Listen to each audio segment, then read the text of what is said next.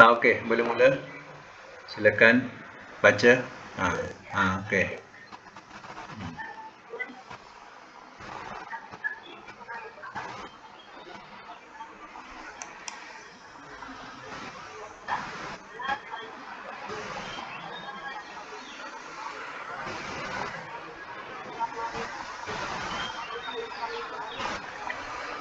Ha.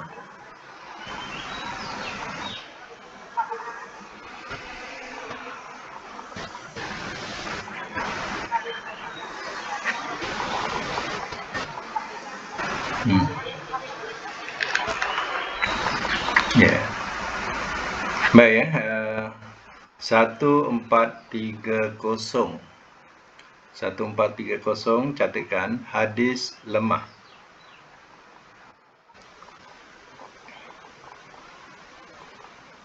Koma, ada rawi Abdul A'la. Ada rawi Abdul A'la. Saya ulang ya. Hadis lemah, koma, ada rawi Abdul A'la. Matan dia, orang desa tidak boleh jadi saksi terhadap orang kota.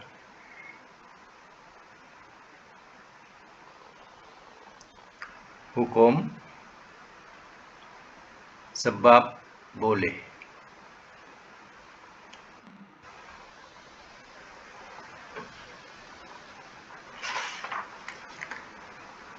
Jadi hadis ini kadang tak logik dia ikut kasta. Jadi seolah-olah orang kampung tak boleh jadi saksi orang bandar. Contohnya macam tu. Jadi macam ada kasta dalam Islam.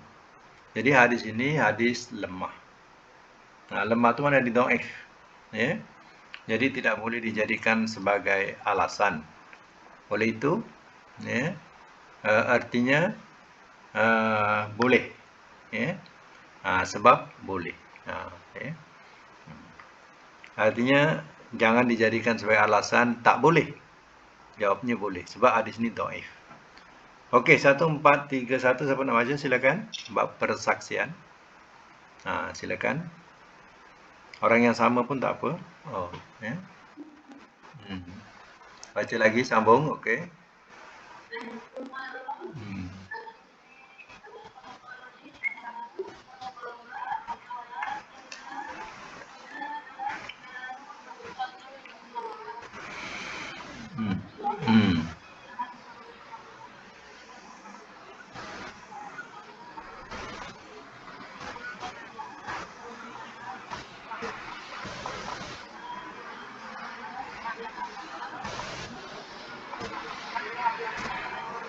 Ya.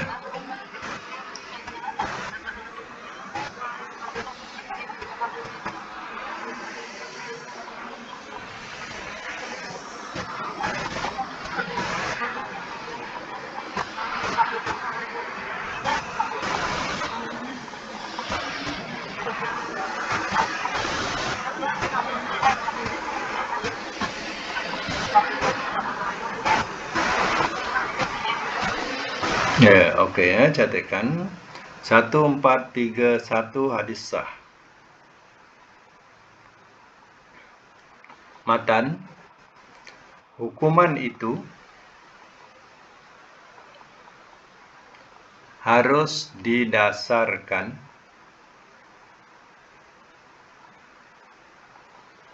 kepada yang zahir.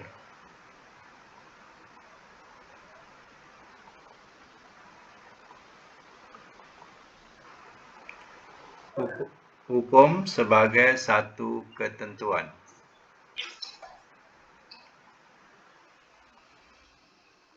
Hukum sebagai satu ketentuan.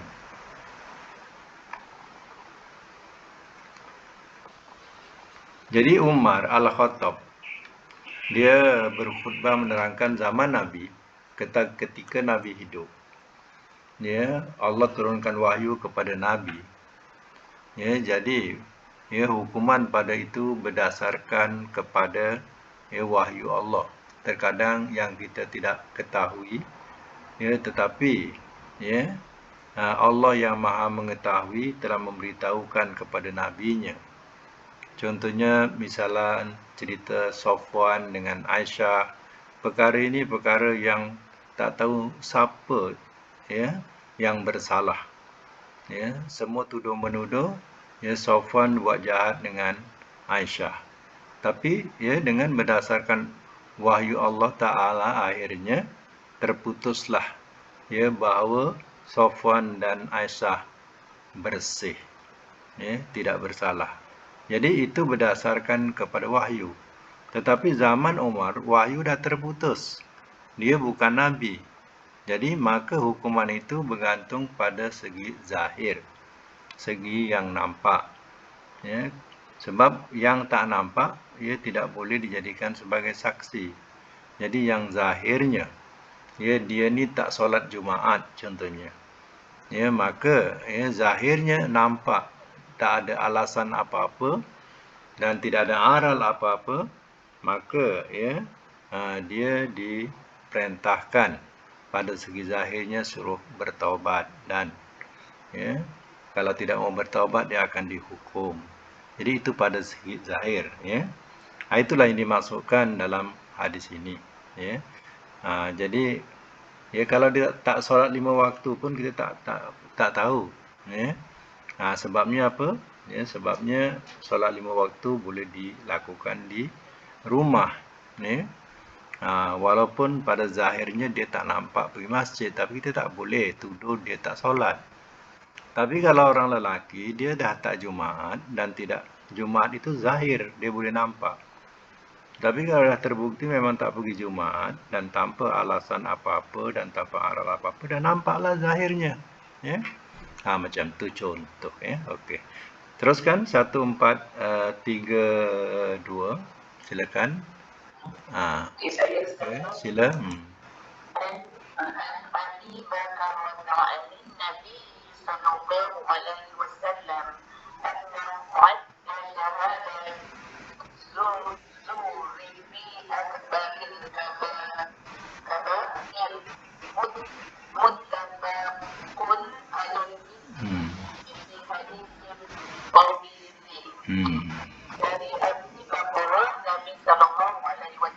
bahwasanya bersaksian dosa itu dosa besar. Dan ini di dalam satu hadis yang panjang. Ya. 1432. Catatkan hadis sah. Matan dilarang menjadi saksi palsu. Dilarang menjadi saksi palsu. Hukum sebesar-besar dosa.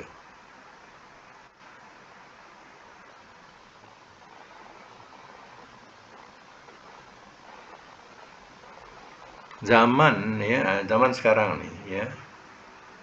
Kita lihat kadang ramai yang sanggup jadi saksi palsu semata-mata ia mendapat habuan. Ya. Terkadang ia menjatuhkan seseorang dengan mengupah seseorang. Ya. Untuk menjatuhkan, memalukan ya atau mengaibkan ya seseorang, terutama orang-orang mukmin. Jadi dengan jalan terkadang mereka mengupah, ya sanggup mengupah, sanggup menghabiskan ya wang demi untuk menjatuhkan kawan. Begitulah ya keadaan sekarang kita lihat. Jadi adakah dia sanggup ya untuk masuk dalam neraka? Kalau sanggup silakanlah. Itulah dosa besar kalau nak tahu. Ya. Lagi 1433. Silakan. Orang yang sama. Okey. Okey. Satu pertanyaan Ustaz. Hmm.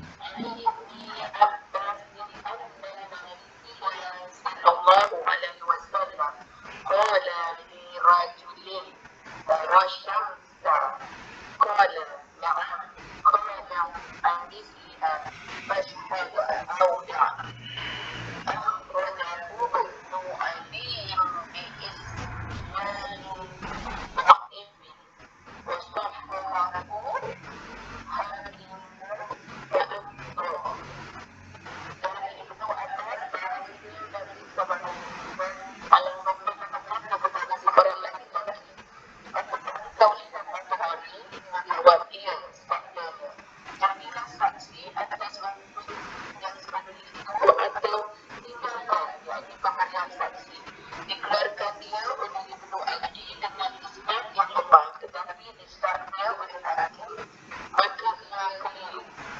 Ya. Okey, 1433, catatkan hadis lemah. Lemah ni bahasa kita. Ya, Arab ni dhaif, ya. Matan, orang yang menjadi saksi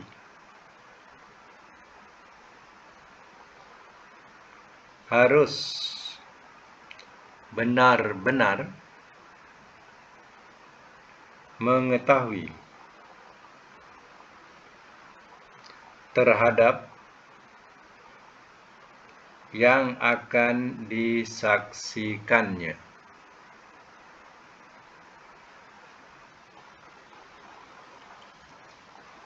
Sebab lil irsyad.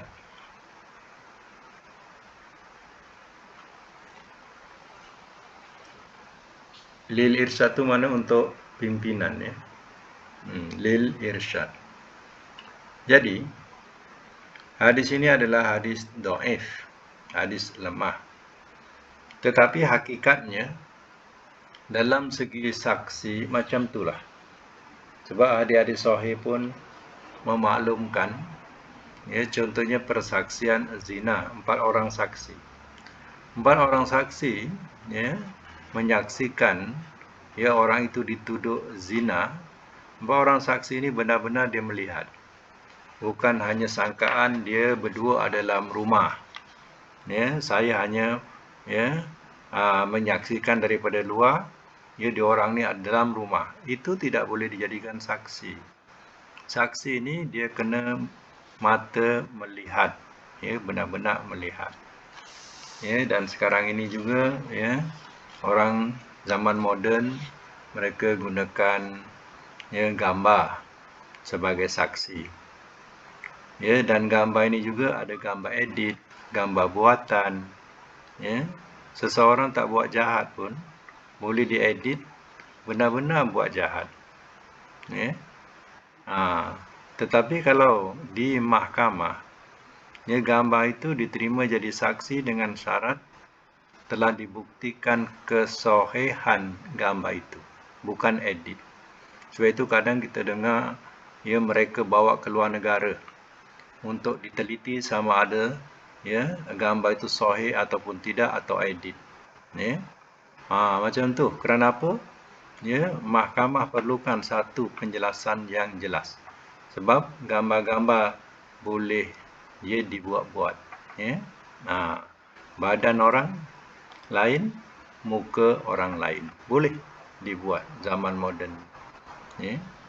Seseorang yang tidak, ya, melakukan kejahatan pun boleh diedit jadi buat kejahatan. Boleh dibuat. Jadi, ya, sebab itu gambar juga boleh dijadikan sebagai bukti dengan syarat. Kalau di mahkamah biasa syaratnya itulah dia. Maknanya benar-benar gambar itu diakui oleh pakar ketulinannya. Kalau semua terima saja, kalau mahkamah semua terima asal gambar terima, ya, habislah, ramailah manusia yang, ya, dihukum dengan zalim. Ya. Sebab, ya, keadaan zaman moden ni lain dengan zaman dulu. Ya. zaman dulu, ya, boleh persaksian tu betul-betul mereka melihat. Kemudian mereka kena bersumpah, ya. Macam itulah kedudukan saksi, ya. Lagi kita sama lagi 1, 4, ya. 1, 4, 3, 4. Okey, siapa nak baca? Buka mic, ya. Tak ada orang yang sama ulang balik. Okey.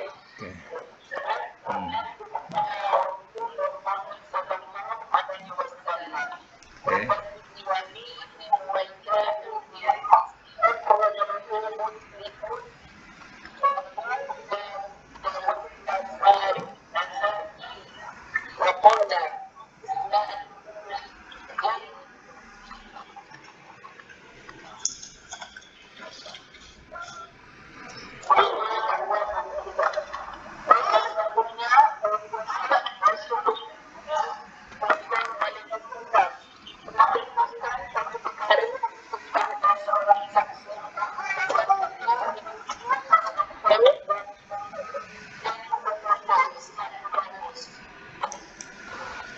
Okey, ya. Saya mak semula. Hadis 1434 samakan dengan 1435, ya. Sekalikan, hukum dia sama. Jadi catatkan 1434 dengan 1435 hadis sah. Matan, untuk memutuskan suatu perkara, hakim boleh minta sumpah dan saksi dari orang yang bersangkutan.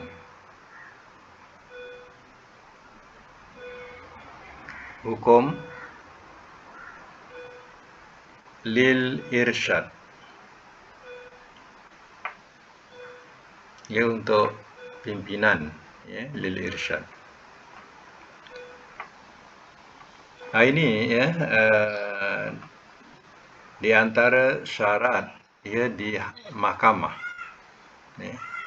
Jadi orang yang dia jadi saksi ni, dia perlu bersumpah. Kalau kita lihat pun mahkamah-mahkamah kita, sama ada mahkamah sivil ataupun mahkamah syariah, ya, seseorang itu akan, ya, dimulakan dengan bersumpah, ya, sebelum, ya, dia mengatakan sesuatu alasan, ya, atau bukti. Jadi, ya, sumpah itu menjadi satu syarat. Sebab itu hakim dia minta sumpah, ya, dan saksi, ya, sumpah tu sumpah daripada saksi, ya, yang berkaitan atau bersangkutan dengan perkara itu, ya. Jadi, ya, itu maknanya keputusan-keputusan yang perlu hakim ambil untuk benar-benar, ya, hukuman itu dapat dijatuhkan dengan adil. Ya, tapi kalau saksi-saksi palsu, ya, mereka berdusta, ya, maka ingatlah, kalau seandainya orang yang dihukum itu teraniaya, dia tanggunglah dosanya. Seandainya, ya, sampai yang dituduh itu dihukumkan gantung, contohnya, atau sampai mati, sedangkan dia tidak lakukan, ya, sedang hakim jatuhkan, ya, disebabkan saksi-saksi, maka saksi itu akan tanggung, ya, ke dosa itu, ya. Tanggunglah kesalahan itu, ya. Tanggunglah dosa orang yang dianiaya itu. Itulah berkaitan dengan cerita saksi, ya, syahadah. Baik, sekarang ni ada tajuk baru kita masuk, ya. Hadis yang 1435 tu, itu hanya menerangkan riwayatnya, perawi saja, ya. Sebab itu kena kaitkan dengan 1434. Okey, kita sekarang ni masuk dalam satu bab baru lagi, ya, babud da'awa. Babud da'awa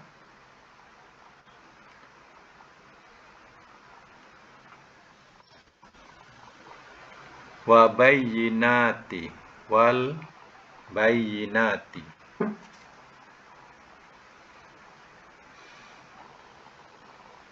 Babud da'awa wal bayyinati. Babud da'awa ni bab dakwa. Ni dakwa-dakwa. Kita sebut dakwa tu pun bahasa Arab juga, ya. Wal bayyinati tu dan bukti-bukti. Bayyinat, keterangan-keterangan atau bukti-bukti, ya. Jadi tajuk dia iaitu bab dakwa-dakwa dan bukti-bukti. Okey, sekarang kita teruskan dengan hadis 1 ni 436, ya. 1. Okey, ya.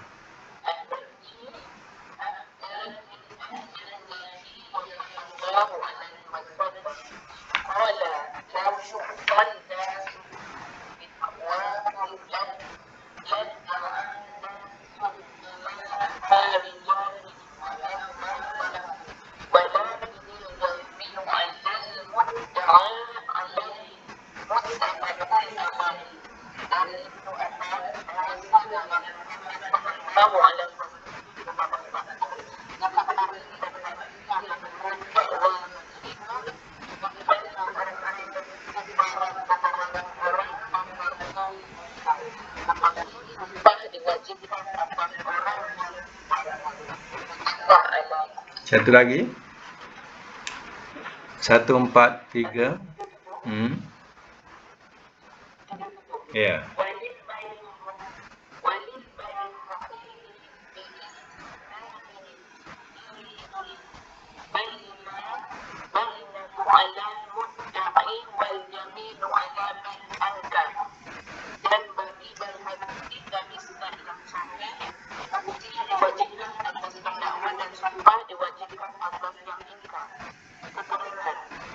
Tak. Keterangan tak payah. Keterangan tak payah, ya. Okey. Okey. Catatkan dulu, ya. 1436 dengan 1437 sekalikan, ni maknanya hadis sah.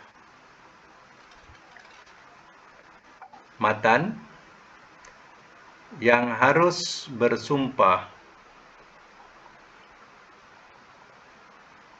adalah orang yang didakwa.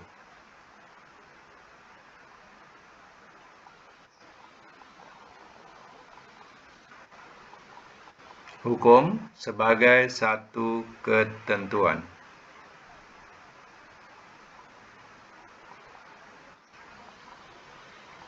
Baik. Itulah pentingnya dia tentang sumpah ini kepada orang yang didakwa. Ya, kalau seandainya tidak ada kebenaran dan tidak takut kepada sumpah atau tidak takut kepada hak laknat daripada sumpah dusta ini, nescaya ramailah orang-orang akan ramai orang-orang yang tumpah darahnya dan hartanya. Apa tidaknya, masing-masing orang boleh menuduh dengan sesuka hati, maka orang itu pun dijatuhkan hukum, maka matilah orang itu, jatuh hukum mati contoh. Ataupun menuntut harta, dia mengaku harta dia. Maka hakim pun jatuhkan, maka dirampaslah harta kepunyaan orang itu, diberikan kepada orang yang menuntut. Maka macam tu habislah. Jadi sebab itu adanya dakwa. Jadi orang yang didakwa ini perlu bersumpah. Kalau dalam Islam ni sumpah dia sumpah yang benar-benar menakutkan. Sebab sumpah dalam Islam ni menyebut wallahi tallahi wa billahi. Jadi sumpah ni jangan main-main. Sumpah ini sumpah yang menakutkan. Kalau seandainya kita berdusta, jaga-jagalah makan diri. Itu dikatakan sumpah yang menakutkan, jangan main-main. Ya, kita gunakan nama Allah untuk menegakkan benda yang batil. Ya. Dan ya, kalau ya di mahkamah-mahkamah biasa ada sumpah, ya, tapi tidak ya menyebut nama Allah, ya, hanya menyatakan supaya cakap benar. Jadi kalau tak cakap benar, akibatnya ya dia akan mendapat ya balasan atau hukuman daripada mahkamah. Itu pun menakutkan juga. Ya, kalau seandainya dia bersumpah tapi cakap tipu, dia akan kena dakwa lagi. Lagi kena berat lagi hukuman. Jadi itu pun dah menakutkan. Ya. Sebab itu perlu kepada adanya sumpah. Ya. Baik, teruskan lagi 1437, 1438 ya. Okey, silakan.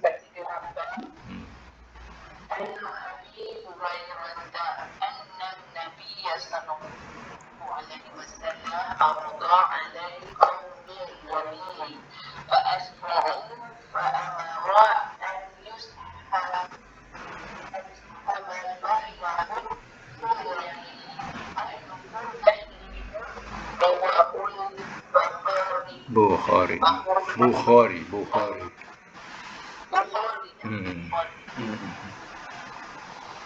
Dari Abi Hurairah bahwasanya Nabi Sallallahu Alaihi Wasallam mengeluarkan sumpah atas satu kaum, lalu mereka bersedia maka dia untuk mereka supaya dilakukan bukti atau mereka bersumpah siapa dari mereka bersumpah. Riwayat Bukhari oleh Bukhari. 1438 hadis sah. Matan, sumpah dari beberapa orang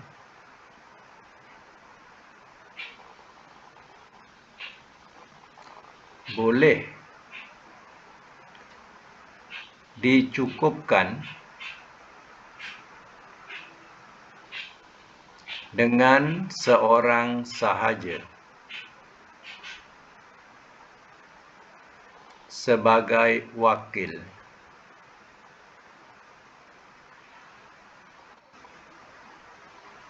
Hukum lil irsyad.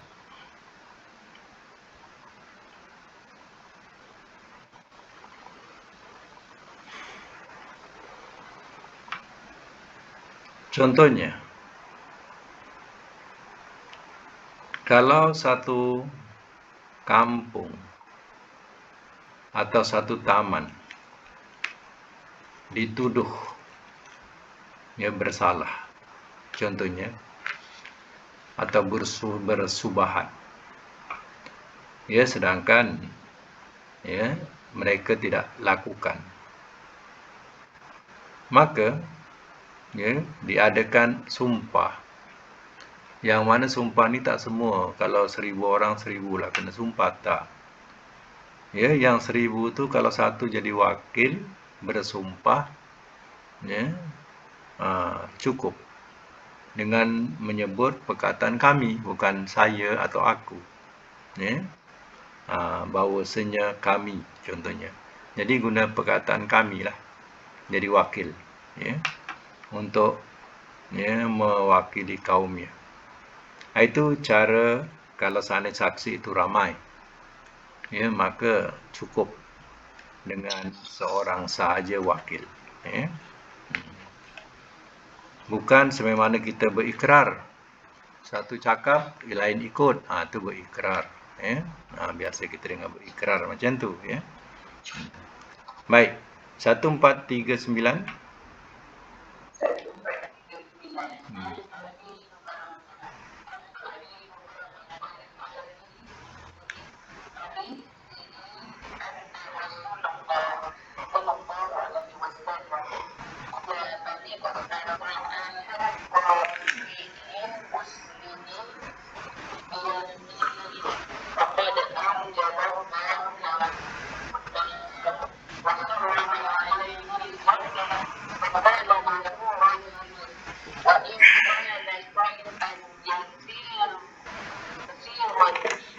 رسول الله قال وإن كان مديبا الراضي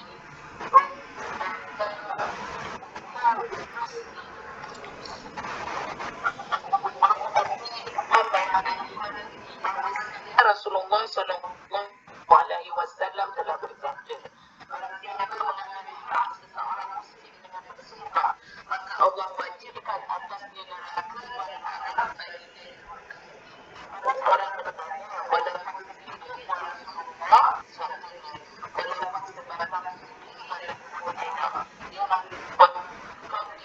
muslim. Arak tu bukan kita punya bahasa ya, arak. Alif lam ra alif kaf tu. Ikut Arab dia ya.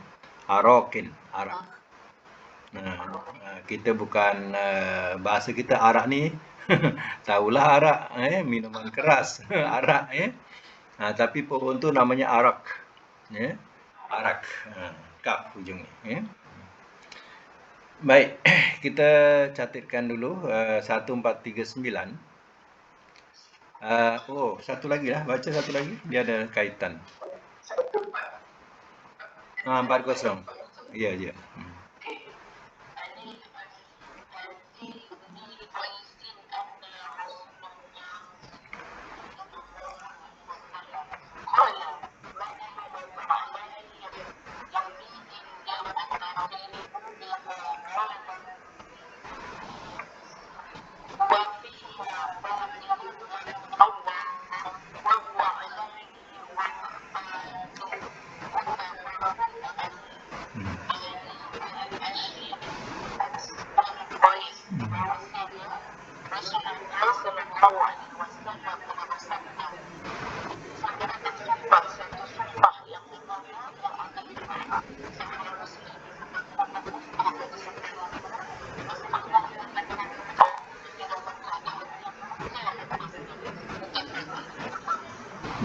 Baik, catatkan ya dua-dua ni. 1439 dengan 1400 sekalikan hadis sah. Matan, dilarang bersumpah palsu.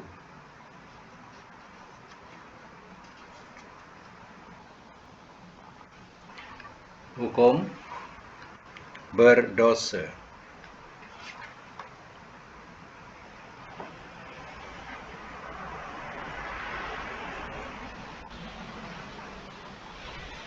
Baik ya.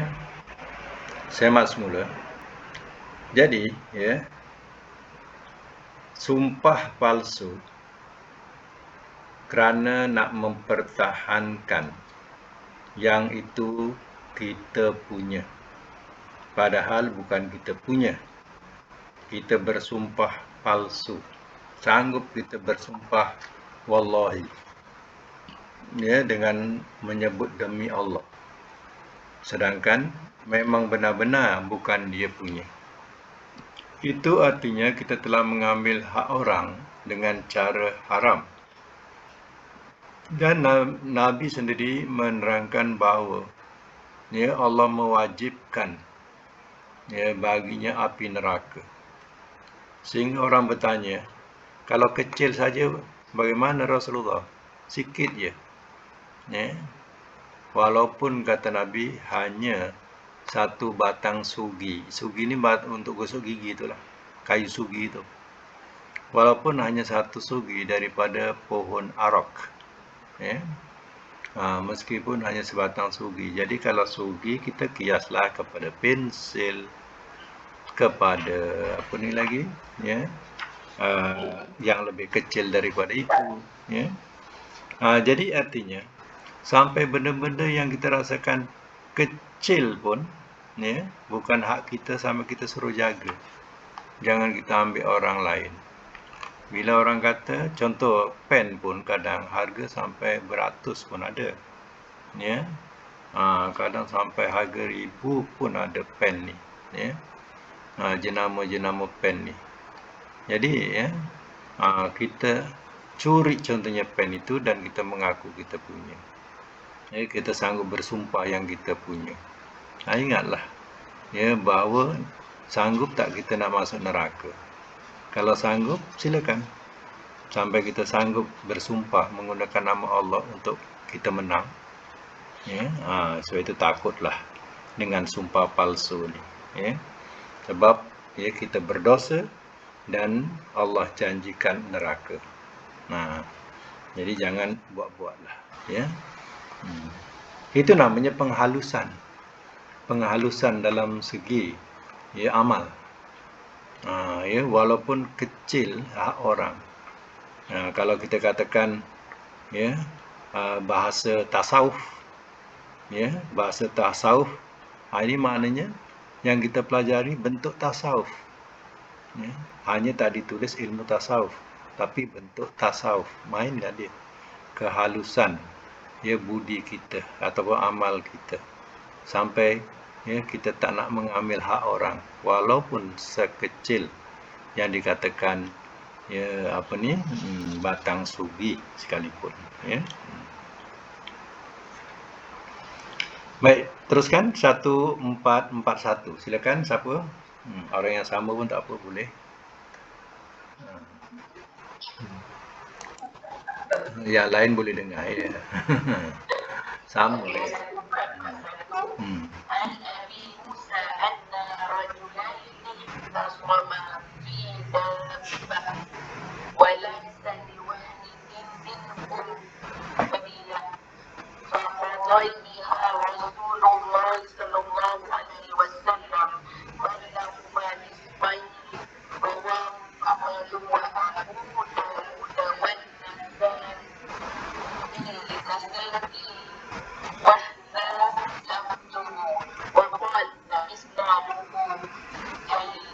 Nah itu tak ada baris ya, wahaza. Ya, wahaza labzuhu. Wahaza.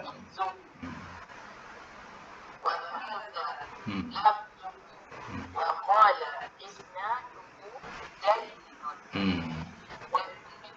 bahwa sekalian dua orang laki-laki berperkara tentang satu binatang yang seorang dari tidak mempunyai keterangan, maka Rasulullah SAW putuskan antara keduanya dengan hak orang separuh. Diriwayatkannya oleh Ahmad bin Abu Daud dan Nasai dari Abbasnya dan dia berkata hadisnya bagus. 1441 hadis sah. Matan, sesuatu yang diakui oleh dua orang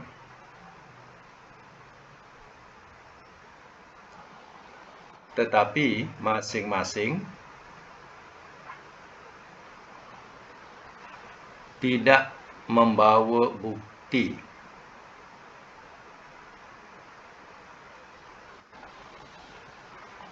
maka hakim boleh membahagi barang itu menjadi dua bahagian.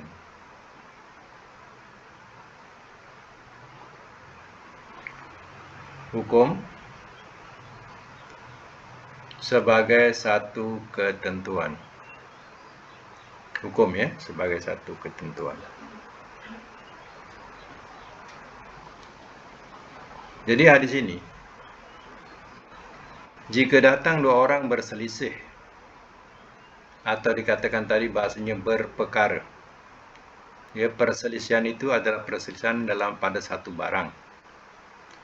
Sedangkan keduanya tidak mempunyai bukti yang kuat nak mengakui barang dia, maka hakim dapat membagi dua barang tersebut.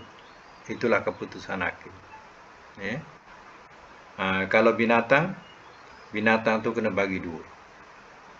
Nah, macam itulah. Ya, kalau 2 ekor, satu-satu. Kalau 2 ekor. Ya. Kalau satu bagi dua. Sembelih bagi dua. Yalah, bagi dua selesai. Ya. Ya. Kalau bergaduh tak habis. Di sini tak saksi tak dua-dua tak ada bukti, tak ada saksi. Kalau ada saksi tak apa. Ya. Mana kalau seorang tu ada mendatangkan saksi, mungkin dia boleh menang lah. Tapi dua-dua tak ada bukti, tak ada saksi, macam mana? Ya. Kalau berebut sebatang pensil, potong dua, dah selesai. Macam anak-anak. Ustaz dalam rumah. Kalau rumah, kalau rumah ni mungkin besar dia punya, mungkin besar dia punya cerita lah.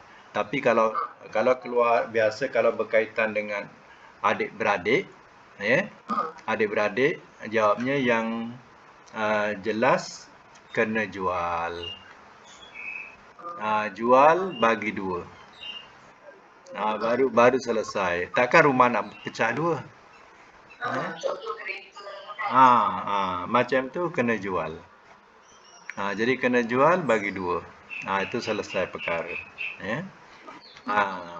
Ataupun potong dua. Engkau ambil depan, aku ambil belakang kereta.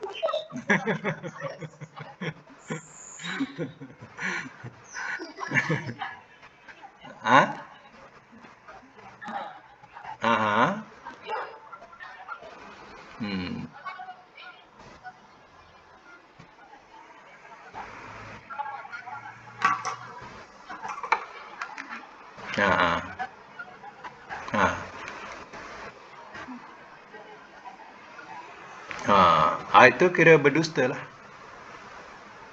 Itu kira berdusta. Jadi kalau anak angkat ni sebaiknya memang sebaiknya kita berterus terang lah. Itu ya. Terus terang sebabnya anak ni bergantung kepada siapa yang bela. Biasanya kalau yang bela elok, dia akan bergantung kepada yang bela.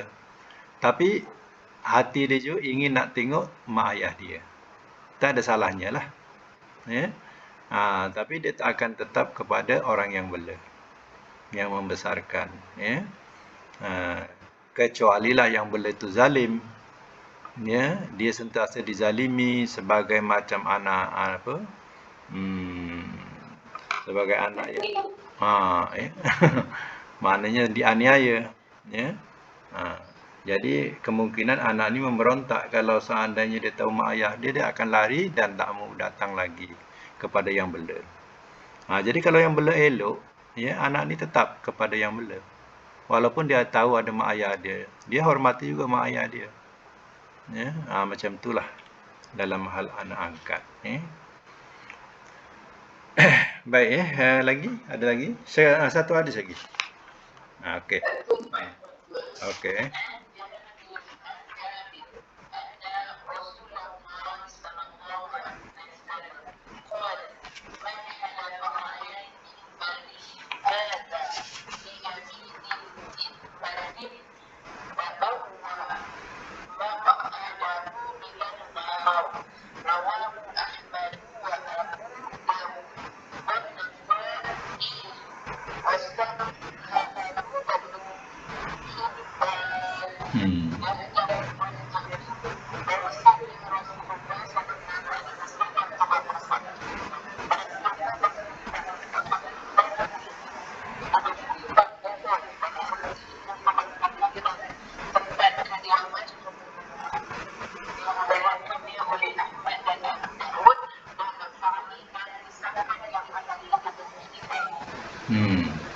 Catum 442 katakan hadis sah. Matan menerangkan balasan bagi orang yang bersumpah palsu, yaitu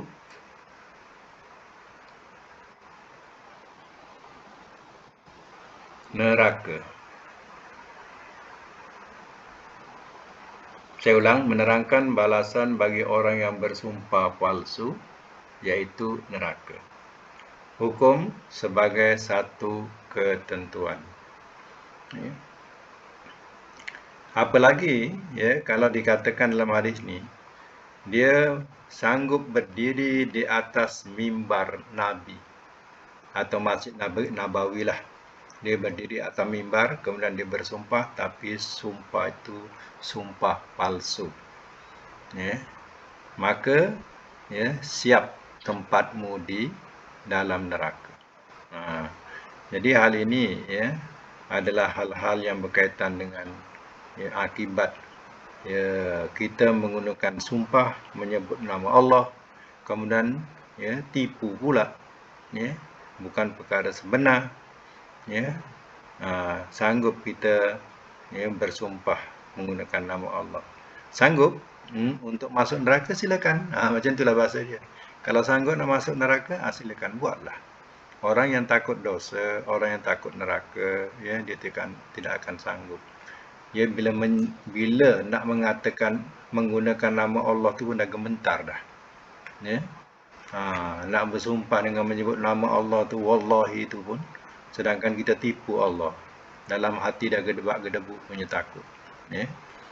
Ini pula nak main-mainkan. Silakanlah main-mainkan. Ya. Jadi akibatnya kamu akan tahu. Ya, sama ada balasan itu ya di dunia kamu peroleh atau ya, di akhirat kamu akan masuk dalam neraka. Ya. Jadi itu saja untuk bab ya, berkaitan bab baru ni, bab dakwah dan bayinat. Ya. InsyaAllah akan datang kita sambung lagi. Alhamdulillah hari ini yang dapat hadir hari ini, yang lain tu boleh dengar rakaman lah. Ya.